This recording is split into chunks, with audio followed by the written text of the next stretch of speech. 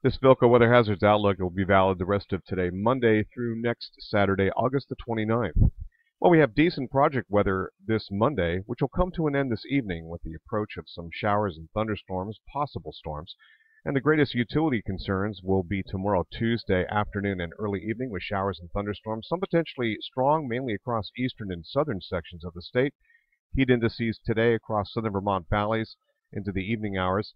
And good project weather will return along with pretty good little cool down. This will happen toward the mid to late part of the week. The tropics bear monitoring late in the period especially and beyond, probably the next period coming, where we're seeing some activity that could get a little bit closer to the eastern coast. So we've had generally pretty quiet conditions overall across the northeast U.S., but starting to see the tropics become a little bit more active. This is Danny being sheared to death and will more than likely die a death here near the island of Hispaniola. We do have a series of weather systems, and moisture has moved in from the eastern sections into the state. And you're seeing this area of low pressure here begin to really become fairly dominant. And here it is right now. This is now potentially a tropical depression way up to the northern latitudes, but pulling away and not really going to affect anybody except parts of Nova Scotia. We have a frontal boundary here with an upper level system off to our north and west. This weather system up here is going to be the general driver. It's moving in a lot of moist air and higher dew points advecting into the region, also from what has been across the eastern seaboard and even off the coast.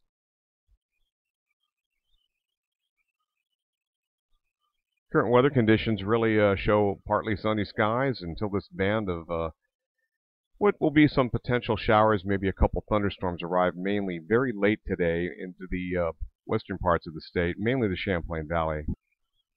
And a quick look at the European model. You can see showers and thunderstorms primarily will flare up during the afternoon, during the day tomorrow, and mostly affecting mainly New Hampshire, but eastern parts of Vermont. So we are looking at also some wind shear that looks like it's going to be in that 30 to 40 mile per hour or 30 to 40 knots, and that may organize a few thunderstorm cells tomorrow. So something we'll have to watch during the afternoon on Tuesday. That's going to be the biggest utility threat.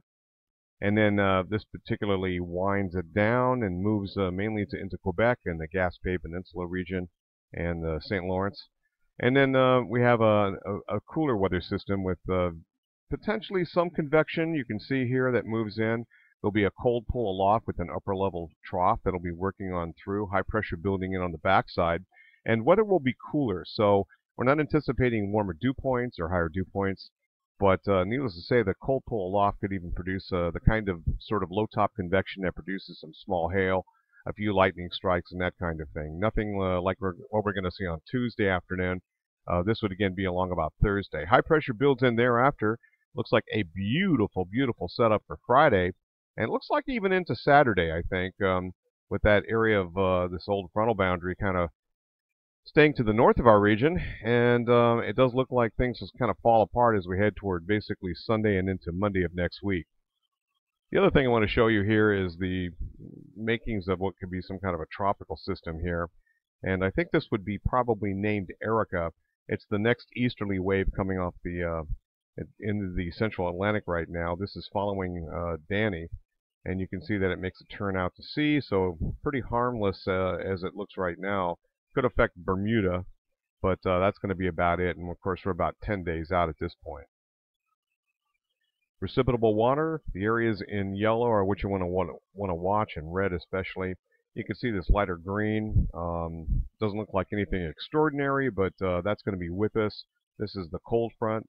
Cooler air wrapping around this area of low pressure, bringing a lot of cooler, chillier air into the Midwest for, I think, the second time so far.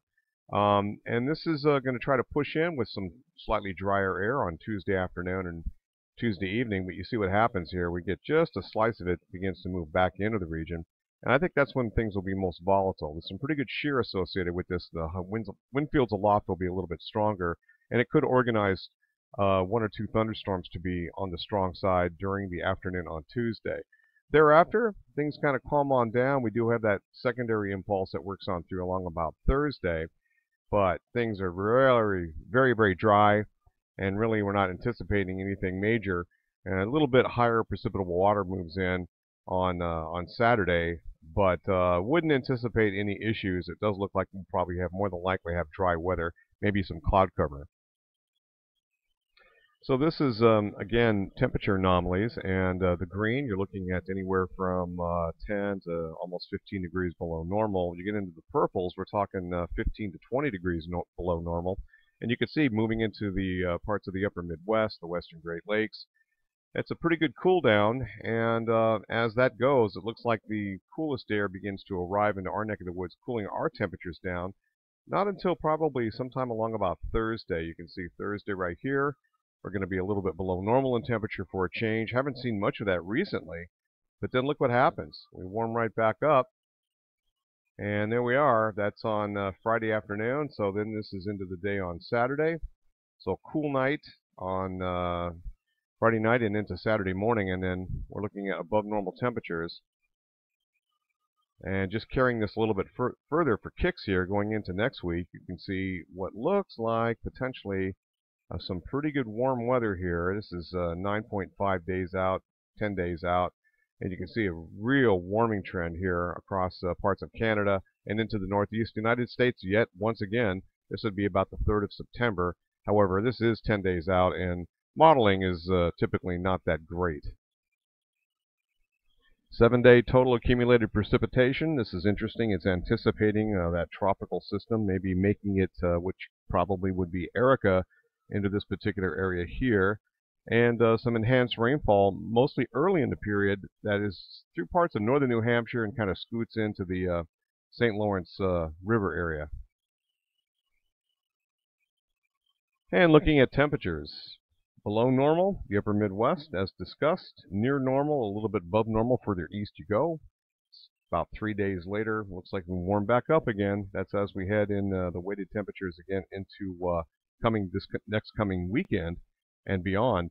And it does look like it's fairly near normal in terms of temperatures across a wide area of the eastern areas, and actual cool-offs will be in the Pacific Northwest.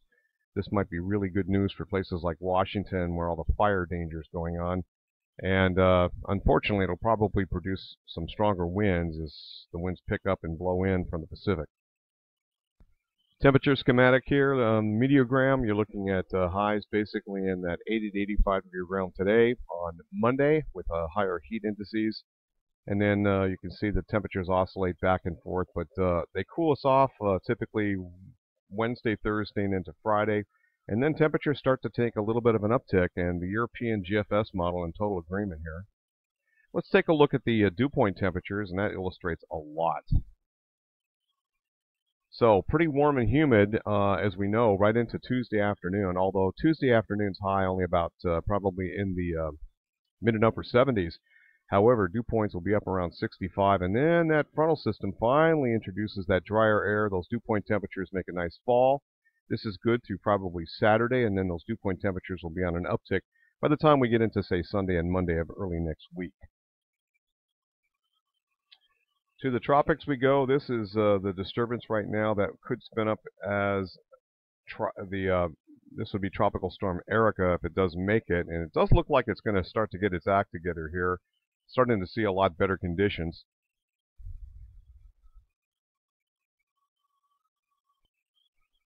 So the lead storm, which is falling apart, Danny, is basically just remnants, and that's going to be going over the island of Hispaniola and get beaten to death by the mountains.